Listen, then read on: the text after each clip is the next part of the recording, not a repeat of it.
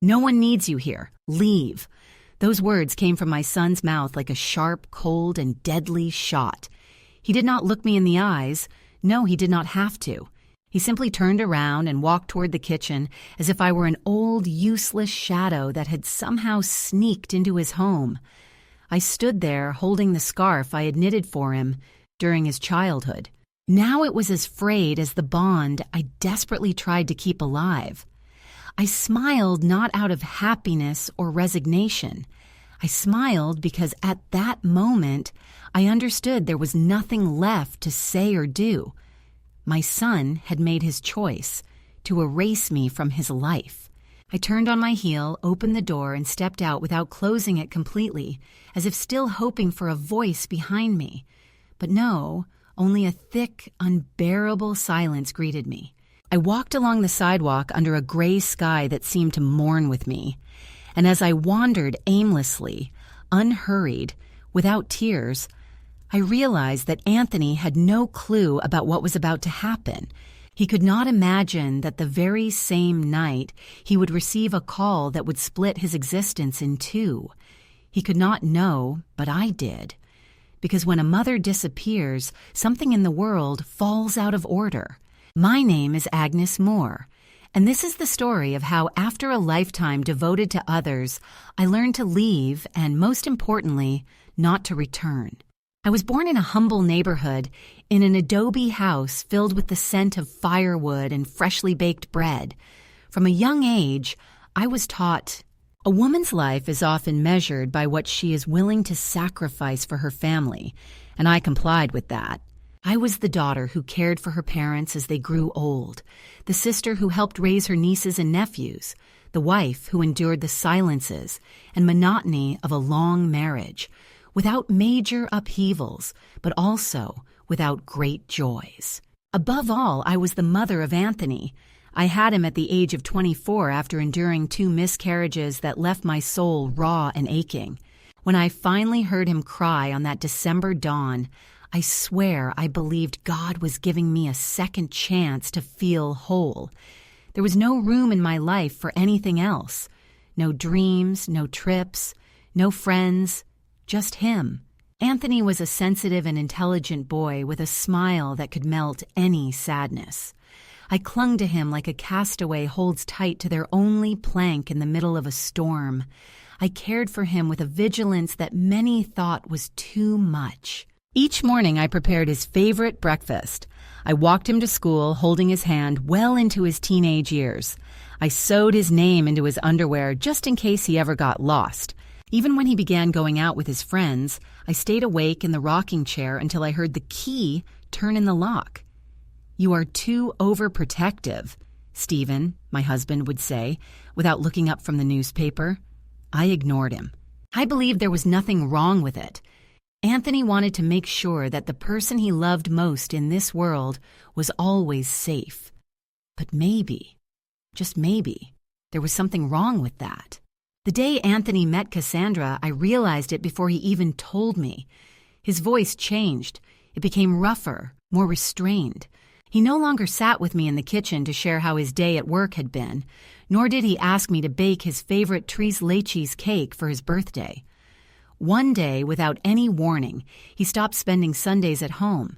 I met her at a family dinner arranged by Stephen, who insisted I needed to be open to this new chapter in our son's life. I remember Cassandra arrived late, wrapped in a designer coat with a perfume that filled the room before she even stepped inside. She kissed me on the cheek, cold as a winter afternoon, then sat at the table with the confidence of someone who knows they hold the power to change a family's hierarchy. "Pleased to meet you, Mrs. Agnes," she said, and the title sounded more like a verdict than a sign of respect. Throughout the dinner, she barely spoke to me. She only talked to Anthony in a language that seemed exclusive and unintelligible to me, full of references to expensive restaurants, trips abroad, investments, and cryptocurrencies, things from a world I neither belonged to nor wished to join. From that day on, the distance between us became a chasm. Anthony stopped calling me Mom and began referring to me as my mother. Cassandra made sure that her visits were as brief as they were detached. When Isabel, my granddaughter, was born, I thought perhaps just maybe this baby would restore my place in the family. But no, Cassandra imposed rules on me. I could not visit without warning. I was not allowed to comment on Isabel's upbringing, and what hurt me the most was being forbidden to call her my girl. Isabel is our daughter, Agnes, she told me with a smile tinged with disdain I will never forget. Let us decide what is best for her. Anthony said nothing, just looked at her as he always did, as if in her eyes he found all the answers he once sought in mine. I started visiting less and less. I convinced myself it was for everyone's good, but deep inside each absence pierced me like a stake. I did not know when I had shifted from being the center of my son's life to becoming a silent nuisance, until that day, that cursed day, I decided to make one last effort. I got up early, baked cream bread like in the old days, and walked to their house. It took longer than usual. My legs did not respond as before, but I was determined. I wanted to see Isabel, hold her, smell her hair, to remember that something of me still remained in this lineage. When I rang the bell, I heard hurried footsteps and the sound of a lock. The door opened, there stood him, my Anthony, my boy. Only he was no longer my boy. He was a hardened man with a furrowed brow, and a gaze pierced me like a knife. Nobody needs you here. Leave. Not a greeting, not a how are you, not even a let me explain, just that. And then I realized I was not welcome. I had not been for a long time. But until that moment, I had refused to accept it. I took a step back, then another, and when I was far enough away so that they could not see my hands trembling, I turned and walked away. I moved slowly with the cream bread still in the bag, untouched, as useless as I felt. Arriving home, I sat in the rocking chair and checked the time. It was 3:15 in the afternoon. At 11:30 that same night, the phone rang, and at that moment, I knew nothing would ever be the same. When the phone rang, I did not rush to answer. I stared at the device for a few seconds, feeling how that repetitive, sharp sound shattered the calm of my home like a razor. I knew who it was. I did not need to see the name on the screen. I knew it was Anthony, and I also knew he was not calling to apologize, nor to invite me for breakfast, nor to ask how I was.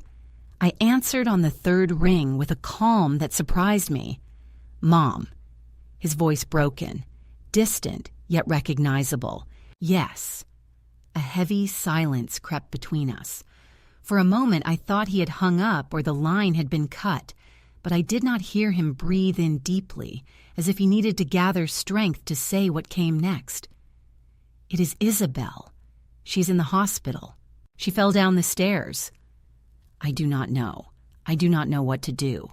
Then, unable to hold it back any longer, she burst into tears. A clumsy, childlike, desperate sobbing. I sprang up suddenly as if my 70 years had vanished in an instant.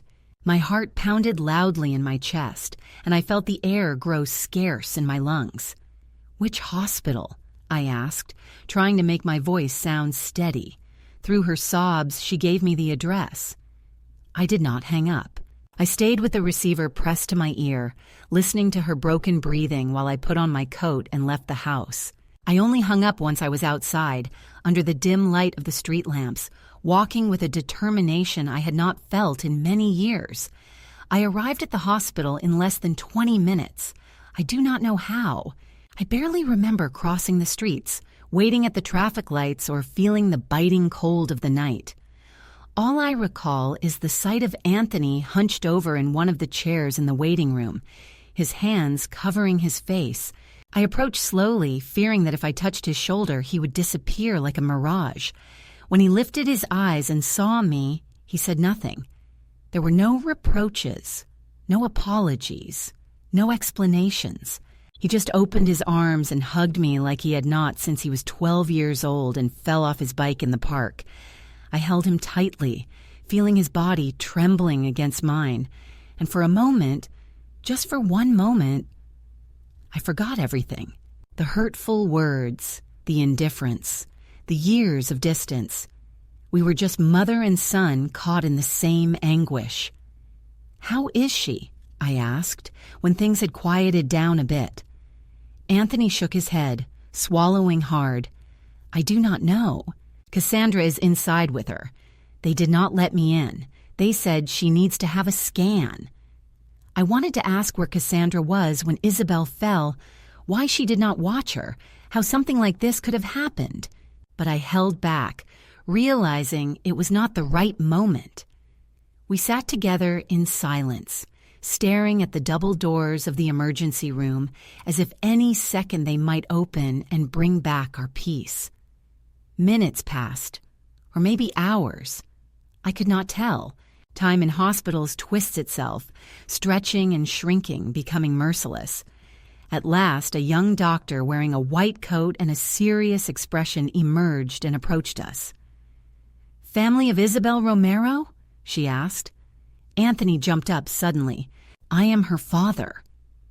The doctor nodded, and then, as if just noticing me, looked at me. "And you?" I opened my mouth to answer, but Anthony spoke first. "My mother," he said. The doctor requested that we follow her. We walked down a long hallway with gray tiled walls and cold lights until we reached a small room with a stretcher in the middle and several blinking monitors. There was Isabel, my little girl, so tiny, so delicate, with a bandage on her forehead and an arm immobilized. She was deeply asleep, breathing slowly, her skin pale like porcelain. I approached carefully. Fearing I might wake her, I gently stroked her cheek with my fingertips, just like I used to when she was a baby and would fall asleep in my arms. "She will be okay," I whispered softly. "More for my sake than the doctor's." She nodded. Fortunately, there were no severe fractures or neurological damage, but she will need rest and a lot of care. Relief washed over me so intensely that I almost collapsed right there. Anthony sat at the foot of the hospital bed, tenderly holding her hand. That's when I noticed Cassandra standing on the other side of the bed, arms crossed and wearing that familiar look of superiority, as if the tragedy did not affect her, and she was assessing everything from an unreachable height. She looked me up and down with that expression I knew so well, and then turned her gaze toward Anthony. "We need to talk," she said in a low voice, but loud enough for me to hear as well. Anthony nodded but did not move, staying right there beside Isabel, gently stroking her hair. Then Cassandra looked at me once more and quietly left the room. I remained still, feeling how this woman still controlled everything even in the middle of the misfortune. When I finally dared to break the silence, I asked Anthony, "What happened?" He brought his hands to his face, sighed deeply, and answered in an almost inaudible voice. "She was not at home. Cassandra went to dinner with her friends. I was working. Isabel was left alone." I felt a knot tightened in my throat so much that I could barely breathe. "Alone," I repeated in disbelief. Anthony nodded with his eyes full of shame.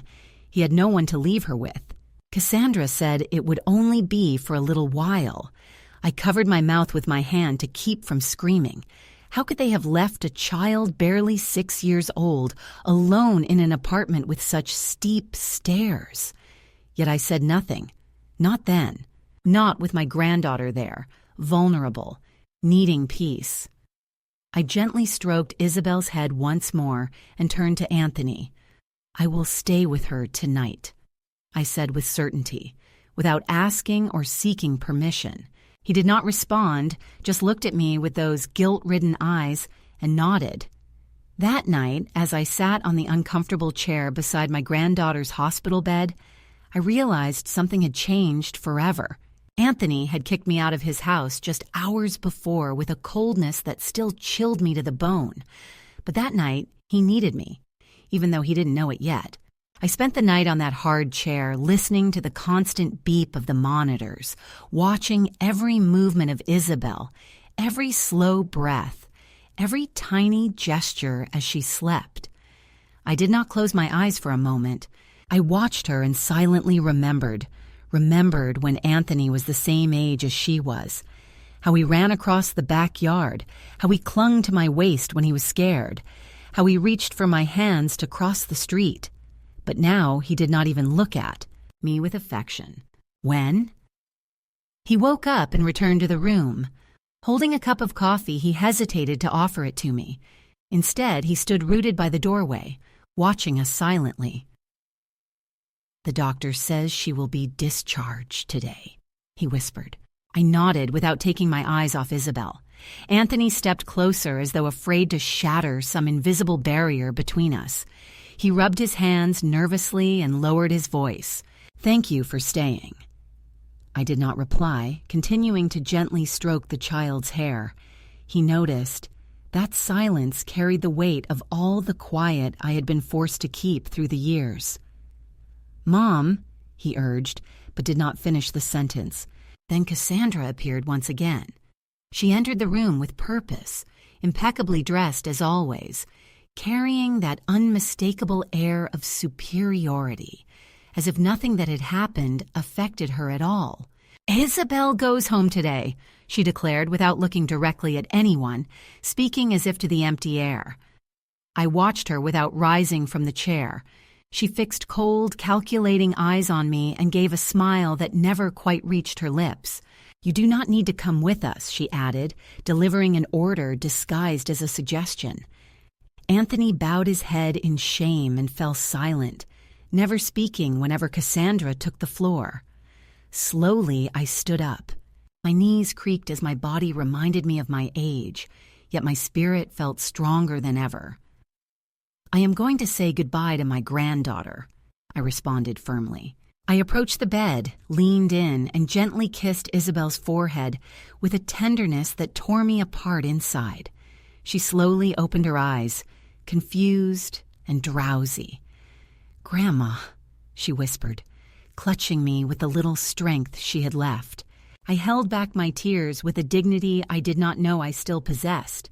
When I straightened up, Cassandra had already grabbed Anthony by the arm and was quickly taking him out of the room, eager to end this uncomfortable scene as soon as possible.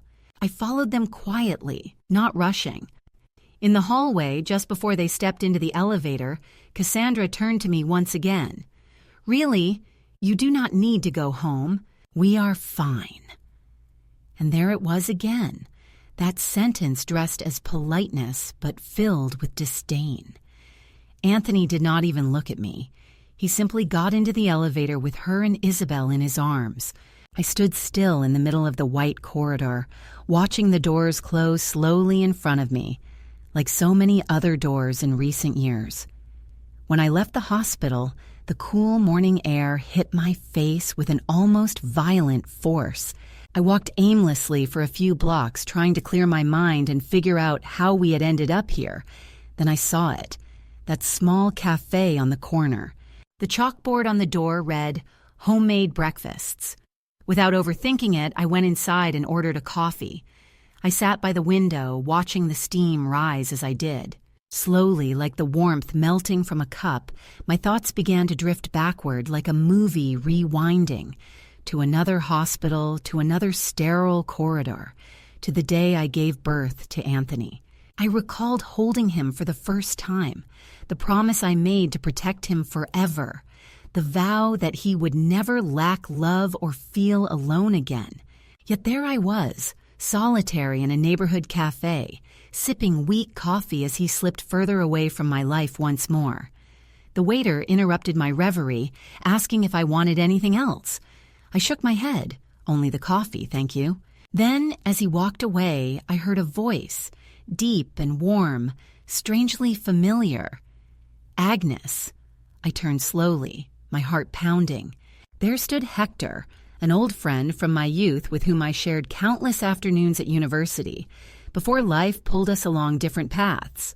He looked the same, yet somehow changed, salt and pepper at his temples and lines etched on his face, but those same deep, curious, attentive eyes. "Is it really you?" he asked with a smile. I nodded, unable to find words. He stepped closer and hugged me tightly, and suddenly my body, so used to coldness and rejection, felt itself soften in that unexpected embrace. "I can't believe it," he said. After many years, we sat down and, as if no time had passed, began to talk about the old days, the small moments, life itself. Deep down, I knew I was running away, escaping from the emptiness of that house where I no longer belonged, from a son who had driven me away with words that still echoed in my mind, from a family that, without me realizing it, had stopped being mine. Stephen looked at me with a calm expression, without hurry or judgment, and then he said something I never expected. "If you need to talk or just do not want to be alone, you know where to find me." He smiled, stood up, left a bill on the table, and walked out of the cafe as if he knew I still needed to stay there a little longer with my thoughts. So I did just that. I stayed gazing out the window, watching people pass by, witnessing the city as it moved on, indifferent to my pain. In that exact moment, I realized something. I had spent my entire life worrying about others, about Anthony, about Isabel, about that family that no longer wanted me around. But what about me? Who cared for me? I took another sip of coffee and felt for the first time in a long while something stirring inside me. I did not go back home that day nor the next. Anthony did not call either. Cassandra did not even ask if I had arrived safely or if I needed anything. I was not surprised. For years, they had taught me to expect nothing, and I had learned the lesson. I stayed in a small hotel near the cafe where I had met Stephen, a simple room with a narrow bed and a window that looked out onto the street, where at night I could see the glow of car lights reflecting, and in the distance hear the laughter of people who still knew how to truly live. I spent the mornings wandering aimlessly. Sometimes I would step into the cafe and sit at the same table by the window, waiting, though I wasn't quite sure for what. Then one morning, Stephen appeared again. This time, it did not surprise me. It was as if deep down I had expected him to return. "May I?" he asked, pointing to the chair across from me. I nodded and he sat down. We did not speak right away, just gazed out the window in silence, sharing a coffee, and that strange calm that arises when there is no need to fill the silence with meaningless words. After a while, he looked at me and straightforwardly said, "You look tired but different." I didn't know how to respond. "What are you doing here, Agnes?" he added softly. "Why aren't you at home?" I swallowed hard. I wanted to explain everything, to pour out my heart, but the words got stuck in my throat, as always. I only managed to say, "I have nowhere to go." He stared at me for a long time, without interruption, without judgment. He was simply there, steady, until finally I took a deep breath and for the first time in a long time began to speak. I told him about Anthony, how he had kicked me out of the house, about Cassandra and her sharp remarks, her stares that pierced me like knives, about Isabel, my little Isabel, the only one who still gave me genuine hugs. Stephen listened quietly the deep attention he gave me made me feel, for a brief moment, that my pain truly mattered. When I finished, I felt drained, yet at the same time, light, as if every word I had released had lifted a burden from my shoulders. Anthony smiled sadly and told me, "You do not deserve that, Agnes. No one deserves it." I shrugged as if I still needed to defend what they had done to me, but then he added with calm determination, "You do not have to go back to that place if you do not want to." His words struck me like a revelation.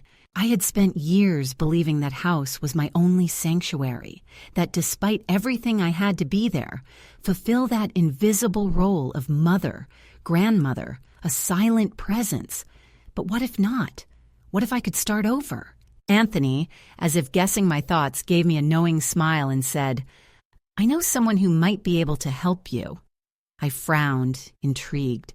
He explained that a friend of his had just sold a small cafe in a nearby neighborhood. A modest place, but warm and full of potential to thrive again if someone with dedication and kindness took it over. "I thought of you," Anthony said, looking into my eyes. "I know you have always loved cooking, serving, being surrounded by people." I remained quiet, absorbing that idea that until then seemed as distant as it was absurd.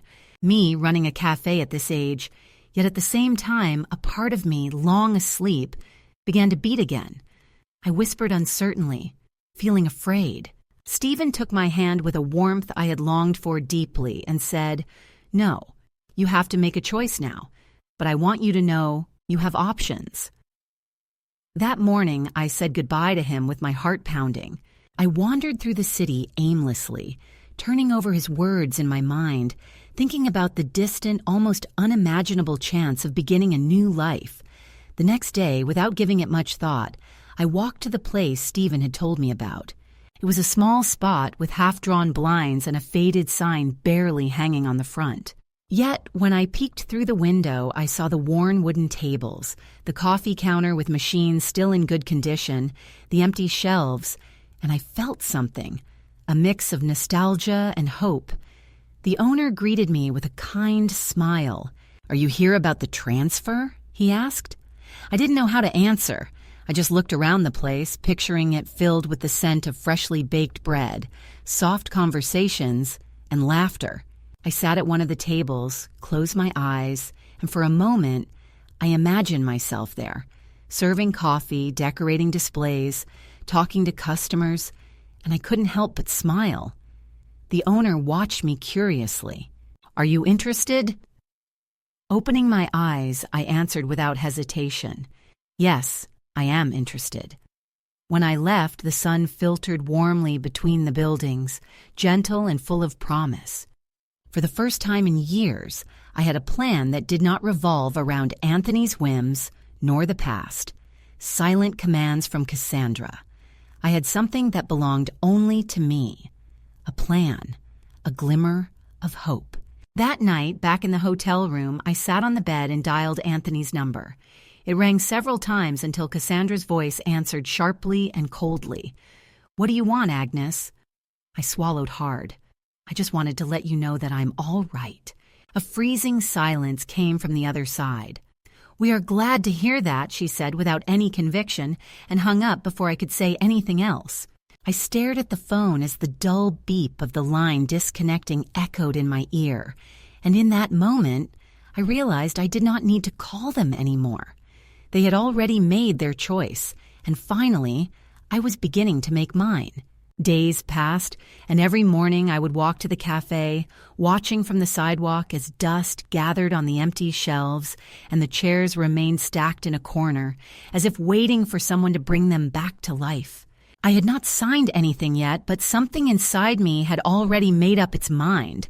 I did not call Anthony again, nor did they ask about me.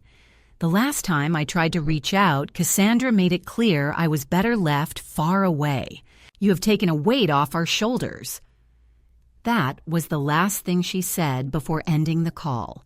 Those words echoed in my mind like a cruel sentence every time I woke up in that fogged-up hotel room with the distant noise of the city beginning to stir. One day, while walking through the neighborhood, I ran into Isabel. She was walking. Holding Cassandra's hand, she stiffened as soon as she saw me and quickened her pace as if she wanted to shield her daughter from my presence, as if I represented a threat, an unwelcome guest. On the other hand, Isabel released her mother's grip and ran toward me with arms wide open. "Grandma," she shouted with that voice still carrying the innocence of childhood. I hugged her tightly, holding back tears. Cassandra immediately came closer, grabbed the girl's arm, and shot me a fierce look. "Don't come near her again," she said through clenched teeth. I did not answer. I only watched Isabel walk away, bewildered, waving goodbye without understanding why she could not stay with her grandmother. I stood there on the sidewalk watching them vanish into the crowd. That day, I returned to the hotel and impulsively dialed the number given to me by the cafe owner. When he asked if I was sure about taking over, my voice sounded firmer than I felt inside. "Yes," I said. I want to do it. The following days became a whirlwind of paperwork, signatures, cleaning, and repairs. Hector stood by me constantly, helping move furniture, hang new curtains, and paint the walls in warm shades that made the place stop feeling abandoned. Every small effort, every tiny improvement filled me with an energy I had not experienced for years. I did not tell anyone. I did not announce it. I did not share it with Anthony or anyone else. Cassandra, not even with Isabel. That place was mine, only mine. On the day of the opening, there were no customers, just Hector sitting at the usual table, sipping the first coffee I had made with my own hands. He smiled and raised his cup as if toasting to my new life. "For you, Agnes," I answered with a smile, genuinely this time. The first days were slow. Barely one or two customers came in, curious neighbors peeking inside to see the place reopened after so many months closed. But gradually, the scent of freshly brewed coffee, the pies I baked every morning, and the fresh flowers on every table began to draw more people in. I felt alive standing behind the counter, listening to conversations, serving coffee, and watching how the room that had been lifeless before filled up. One afternoon, as I was cleaning a table, I heard the bell at the door. I looked up, and there he was. Anthony stood frozen at the entrance as if unsure whether to come in or run away. I did not know how to react in that moment either. Our eyes met for the first time in weeks, and inside me, a mix of anger, pain, nostalgia, and a strange calm arose. He walked to the counter and sat on one of the stools. I did not know what he was going to say, but he stopped and looked around. "I did not know you had done this," he said. I nodded without smiling. I did not want to. He wanted to make me feel at ease. "Not after everything." He said, "I just wanted to check if you were okay," avoiding my eyes. I did not answer right away. I kept drying a cup slowly while my mind battled between the urge to shout everything he had done to me and the impulse to hold on to the new calm I had worked so hard to build. Finally, I told him, "I am better than ever." He looked down, uneasy. After a heavy silence, he got up and headed towards the door. Before leaving, he turned around and whispered, "I'm glad." Then he left. I stayed there in the middle of the cafe, with my heart beating rapidly. I did not cry or crumble. I just took a deep breath and returned to wiping the tables as new customers walked in, unaware of what had just happened. That evening, while closing the place, Hector showed up with a bottle of wine. "For your first month," he said, raising the bottle with a smile. We sat at one of the tables, toasted, and as we drank, I confessed, "Anthony came today." Hector did not seem surprised. "What did he say to you?" "Nothing important," I replied, shrugging. He looked at me with that calm expression he always had when he wanted to say something without hurting me. "How do you feel?" I stayed silent, watching the reflection of the lights in the wine glass. Then, with a smile I did not recognize, I said, "Free." That night, after locking the cafe door, I walked back home. In the hotel, I realized I did not need his approval or his apologies, not even his love. I had built something new, something entirely my own. And they did not know it yet. But very soon they would discover that they had not broken me. They had only set me free. Weeks passed, and each day the cafe became a little busier. The neighbors started calling me by my name. Some brought flowers. Others came just to chat and share their sorrows while sipping the coffee I prepared with care. I became part of the neighborhood, someone indispensable, and without realizing it, someone cherished. Sometimes I caught myself laughing amid the crowd, wondering when exactly I had started to feel so alive again. But peace never lasts for long. One rainy afternoon, just as I was about to close, I received a message on my phone. It was from an unknown number, yet the voice I heard when I answered chilled me to the bone. "Mom!" It was Anthony. He sounded nervous, anxious, as if breathing was difficult. "I need to talk to you." My heart pounded violently in my chest, but I managed to keep my voice steady. "About what?" There was a silence and then a faint whisper. "It is Isabel. She is missing." It felt as though the ground had opened beneath me. I did not ask any more questions. I just hung up. Grabbing my coat, I ran out into the rain. When I arrived at his house, Anthony was standing at the door, pale with wild eyes. Cassandra was crying on the couch while the police were They were asking questions and taking notes. "What happened?" I asked, trying to keep my voice steady. Anthony looked at me as if he could barely stand. He did not return from school. Isabel, my little Isabel, could not breathe. The next hours were a whirlwind of inquiries, phone calls, frantic searches through the streets, parks, and every corner of the neighborhood. The rain kept pouring, and with each minute the despair grew heavier, like a thick shadow. I saw Anthony break down, scream, and cry like I had never witnessed before. Cassandra kept blaming herself, saying it was all her fault, that she should have gone to get her, that she should have paid more attention. Yet amid all that chaos, a burning certainty gripped me inside. No matter how much I had been pushed away or rejected, I would remain a mother and grandmother, doing everything I could to find her. We spent the night without sleep, wandering the streets, posting makeshift flyers, asking every passerby if they had seen her. Hector came immediately as soon as he heard the news and joined the search without asking questions or expecting thanks. He was just there, like always.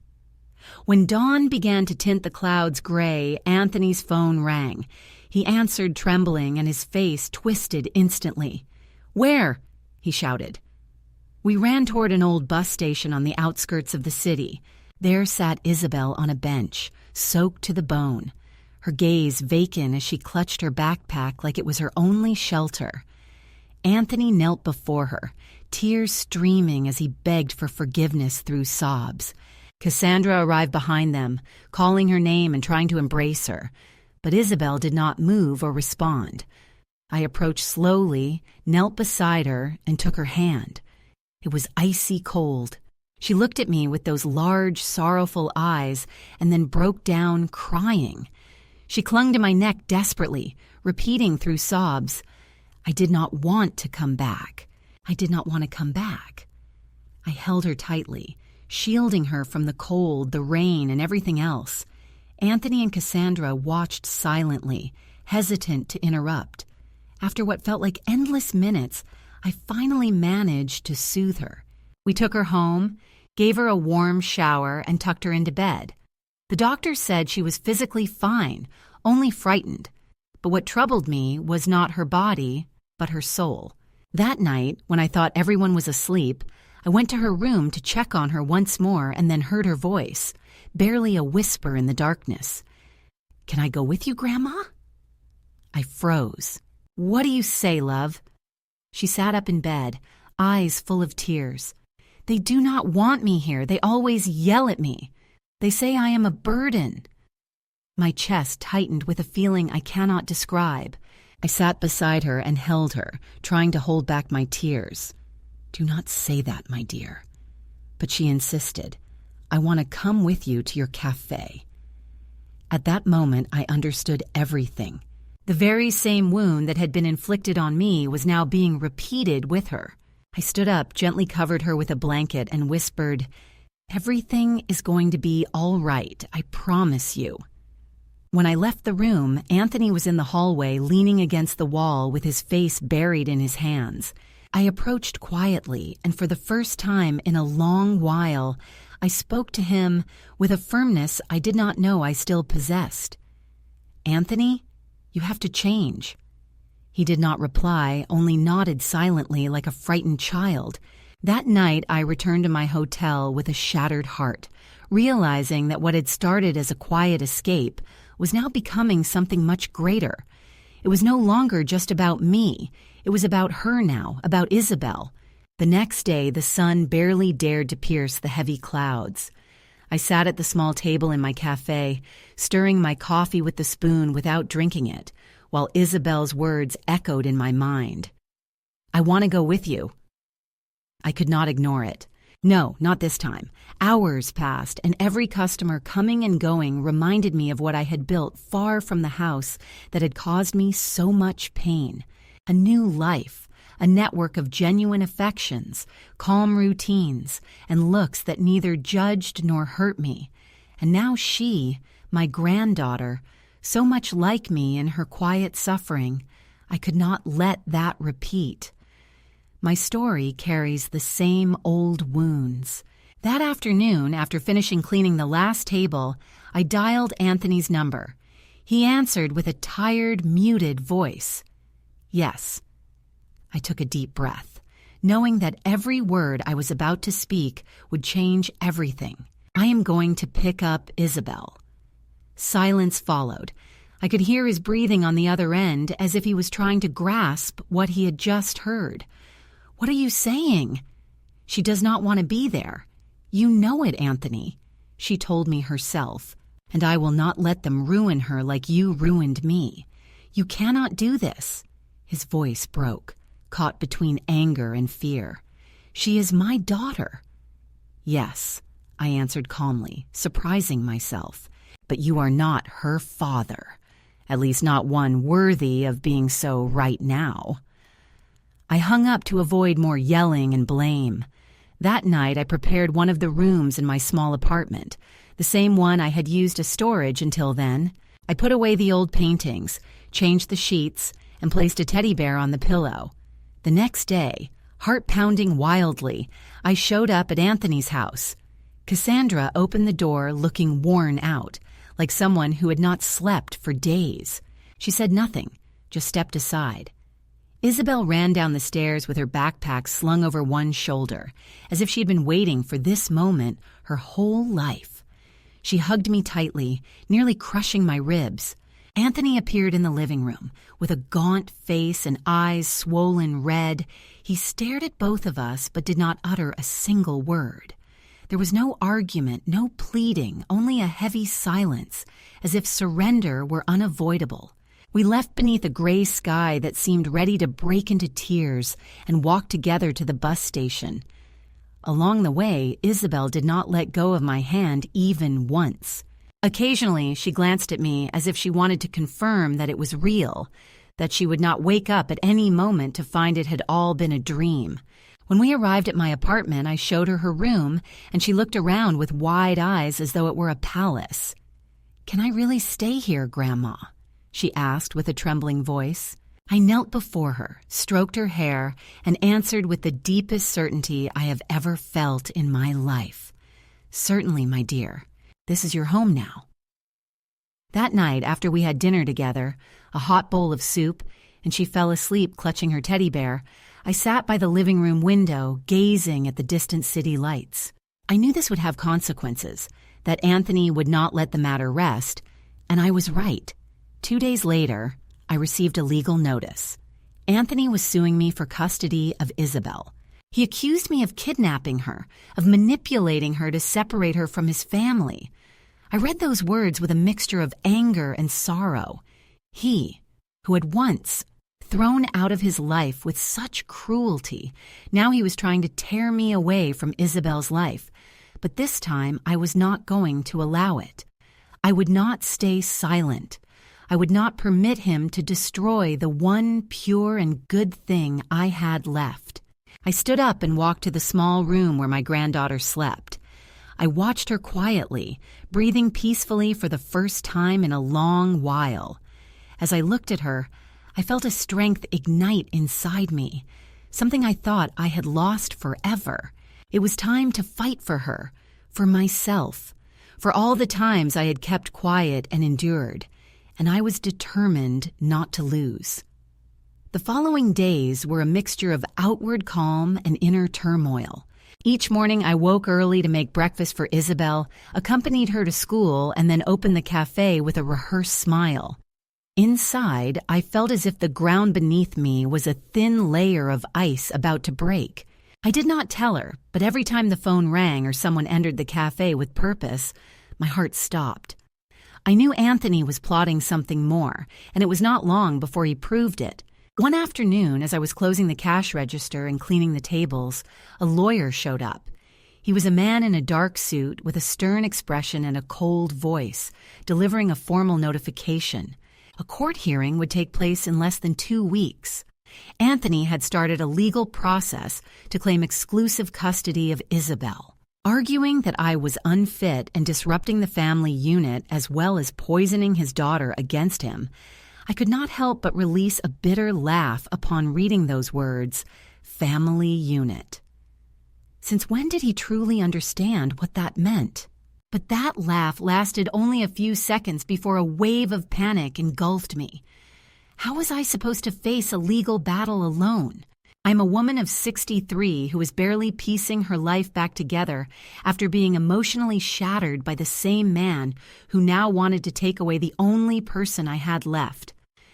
That night, after putting Isabel to bed, I sat in the kitchen with trembling hands clasped around a cold cup of tea, completely unsure of what to do.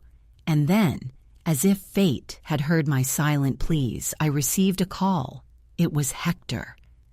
His warm, confident voice was like a lifeline in the midst of my storm. I shared everything. With him, unable to stop the tears from mixing with my words. When I finished, there was a brief silence on the other end. Then he said, "You are not alone, Agnes." And the next day, he arrived at the cafe with that calm smile that always made me feel safe. He was not alone. He introduced me to a lawyer who specialized in custody and psychological abuse cases, a woman with sharp eyes and a steady voice who within minutes grasped my situation better than anyone else. "Do not worry," she told me. "We will face this together." Those words offered me a small glimmer of hope. During the following days, between serving coffees and clearing tables, I began gathering evidence, messages, photographs, and even testimonies from some neighbors who had witnessed Stephen's shouts at both Isabel and me on several occasions. It was not easy. Each time I recalled those moments, I felt a part of me tearing all over again, but I could not stop. Not this time. Isabel, on her part, seemed calmer than ever. She adapted so quickly that it moved me deeply. Every afternoon, after returning from school, she helped me at the cafe. She served small pastries to customers, collected the dishes, and sometimes, when she thought I was not watching, she would stare at the walls with those big, sad eyes that reminded me so much of my own at her age. One night, as I tucked her into bed, she took my hand and said, "Thank you, Grandma, for coming to find me." I could not reply. I only hugged her with all the strength I had and cried silently so she would not see me or carry a burden that was not hers to bear. The day of the hearing arrived under a cloudy sky and a heavy atmosphere that seemed to predict the gravity of what was about to take place. I dressed in the best outfit I had, a simple dress, my low-heeled shoes, and that pearl necklace I had kept for years as a symbol of something I never quite understood. Perhaps dignity, perhaps resilience. Anthony arrived early to pick me up, offering his arm as we exited the building, and I accepted it, feeling that at least this time I was not alone as I faced the abyss. The courtroom was cold with gray walls and wooden benches, creaking under the weight of the bodies and the fears they carried. Stephen stood across the room wearing an expensive suit, chin raised and that proud expression he always showed when he wanted to assert dominance. Cassandra was beside him, her face pale and eyes sunken. Isabel was absent by the lawyer's decision. It was better this way. She did not deserve to witness that spectacle nor be used as a bargaining chip.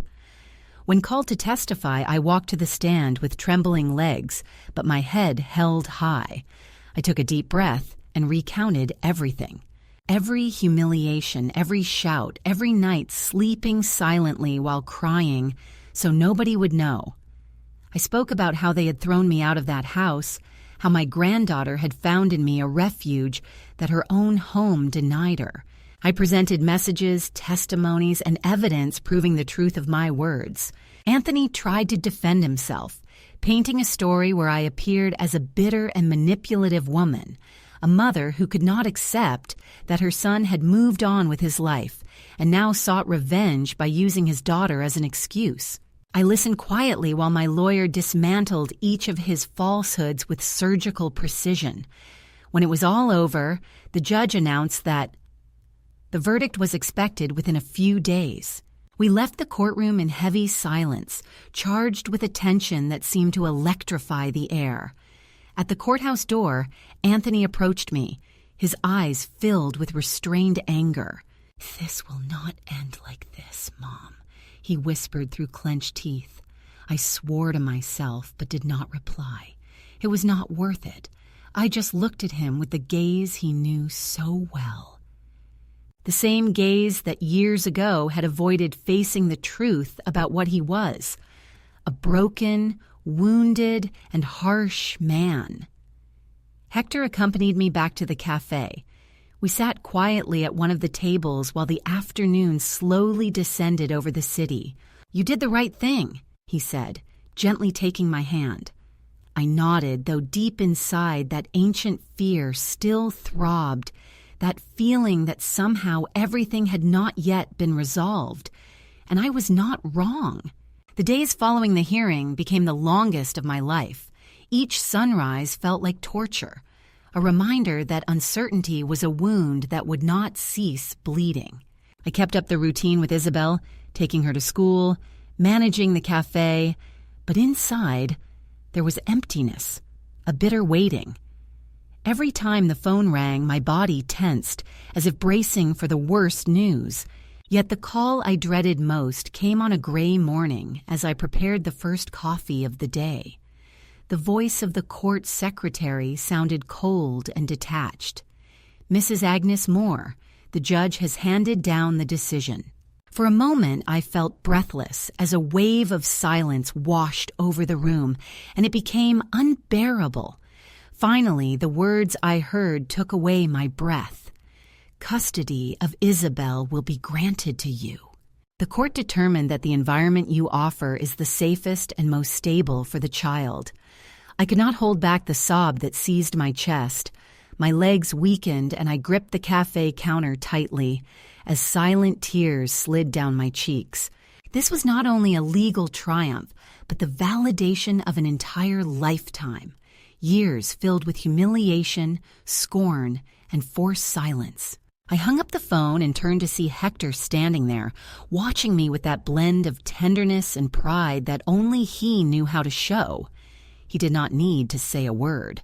He stepped closer and embraced me quietly, letting me release all the tension I had held within for weeks. That night, when I shared the news with Isabel, her eyes sparkled with a light I had never seen before. She leapt into my arms and hugged me tightly as though afraid that I might disappear at any moment. "They won't separate me from you anymore, Grandma." "No, my love," I answered, my voice breaking. "No one else will ever do that again." From that day on, things began to settle, gradually. The cafe remained our refuge, our little world built with effort and love. The regular customers had become, in a way, it felt like an extended family, people who, without realizing it, had been silent witnesses to my rebirth. Yet not everything had come to an end. A couple of weeks later, while serving a table near the window, I noticed him. Anthony was standing across the street, staring at the cafe with an expression that defied description. It was neither anger nor contempt, but a deep emptiness. He looked at me for several seconds, then turned on his heels and walked away slowly, as if he had nothing left to say or do. I never saw him again after that. I also lost track of Cassandra. Maybe it was better that way. Some wounds, though they may heal, should never be reopened. That evening, as I was closing the cafe, I paused in front of the large window and looked out onto the empty street. The city continued on its way, indifferent and unaware of the silent battles we all fight. Every day I sat at one of the tables with a warm cup of tea in my hands, breathing deeply in a way I had not done for a long time. Stephen came over and sat across from me, smiling with that silent understanding that had grown between us over the months. "You made it," he said. I simply nodded, but deep inside I knew I had achieved more than just custody of my granddaughter. I had reclaimed my voice, my dignity, and above all, the certainty that I did not need anyone's approval to be worthy. The pain that had shaped my life for years no longer dictated my path. Now it was me deciding where to walk. A few days later, we threw together a small celebration at the cafe. It was nothing extravagant, just a handful of close friends, genuine laughter, soft music, and the scent of freshly baked cakes filling the air. Isabel ran around happily with that freedom that had been denied to her for so many years. I watched her serving a slice of cake to one of the customers with that unique blend of innocence and strength only she possessed. Then I realized we had won, not only the case but something far more vital, our life, our peace, our freedom. That night, after putting Isabel to bed, I sat on the terrace of our little apartment, watching the city lights and letting the night breeze touch my face. I reflected on everything I had endured, all I had survived, and all I had left behind. Anthony, with his contempt and selfishness, had tried to break me, to erase me, but he failed. I close my eyes and recall the last words he said when we parted. "No one needs you here. Leave." I smile because now I see he was right about one thing. I did leave, but not the way he wanted. I left to start anew, to prove that it is always possible to rise, even when the whole world seems determined to see you fall. And that is the most precious lesson I can pass on to Isabel. Never, never allow anyone to convince you that you do not deserve love, respect, and dignity, because every woman at any point in her life deserves to feel in control of her own story. And now, finally, I was in charge of mine. So I turned off the terrace light, got into bed, and held Isabel tightly, because there was nothing left to fear, nothing left to lose, only peace to embrace. Several years have passed since that last night, when I closed the cafe door and sat on the terrace, breathing freely for the first time in what felt like forever, without guilt or fear. Now, as I jot down these words in an old notebook I found at the bottom of a drawer, I realize I never felt the need to share or preserve my story before. This is not meant for others to read or to motivate anyone. This is for me. For far too long, I allowed others to define who I was, shaping me with their words, judgments, and disdain.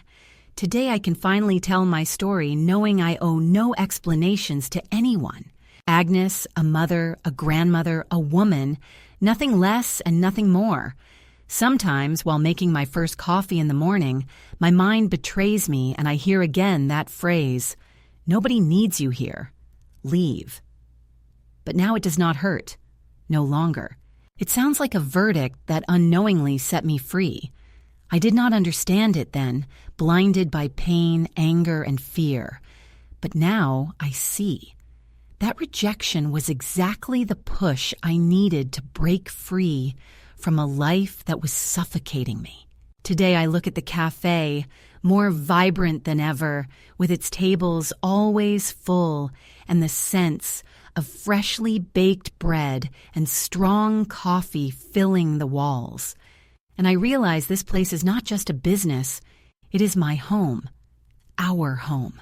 Isabel is no longer the frightened girl who came into my arms fleeing her father's yelling and her mother's scorn. Now she is a confident teenager, brave, with a bright smile and eyes that remind me every day why I fought with all my strength. A few weeks ago, she said something that stuck with me. "Grandma, with you, I learned that you can always start over." I stayed silent, swallowing tears, because it is true.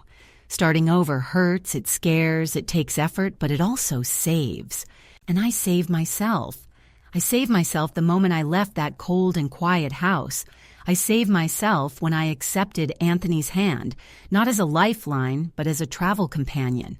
Someone who simply said, "Here I am, if you want." He did not need to make promises or swear eternal love. He just stood by me through good days and bad, respecting my silences and celebrating my small victories. He still comes every afternoon to the cafe. Sometimes he sits at the same table as always with his newspaper and black coffee. Other times he stands behind the counter and helps me without asking too many questions, just quietly supporting. The people who come to the cafe every day often ask if we are a couple. I just smile and continue serving the coffee because I do not need to label what we share. It is a clear, honest companionship, and that is enough. Anthony, I know nothing about him. Although for a long time I waited for an apology or some attempt to reach out, as years went by, I realized some things should not be forced. Maybe he will never dare to look me in the eyes and admit the hurt he caused. Perhaps he still believes I was to blame for his frustrations, failures, and unhappiness. But that no longer matters to me because I learned forgiveness does not always come wrapped in words. Sometimes it is simply the ability to let go, to release, to stop carrying guilt that is not ours to bear. And I let go of Cassandra, of all those who once tried to convince me I was worthless, undeserving of love, respect, or dignity. Today, as the sunlight streams through the cafe windows and I hear Isabel laughing with her friends at a nearby table, I realize I'm at peace. It is a simple, modest peace, yet profound. I do not have grand luxuries or a life filled with adventures. I do not travel, appear on magazine covers, or deliver inspiring speeches, but each day I rise, turn on the lights of this place, prepare the coffee, serve my customers, listen to their stories, and feel alive. And for me, that is enough. Sometimes people ask if I do not. Loneliness weighs on me, yet I smile because I realized being alone is not the same as feeling lonely. For years, I lived surrounded by people under the same roof as my son and my daughter-in-law. Still, I never felt more isolated than during those days when disdain was the only language spoken in that house.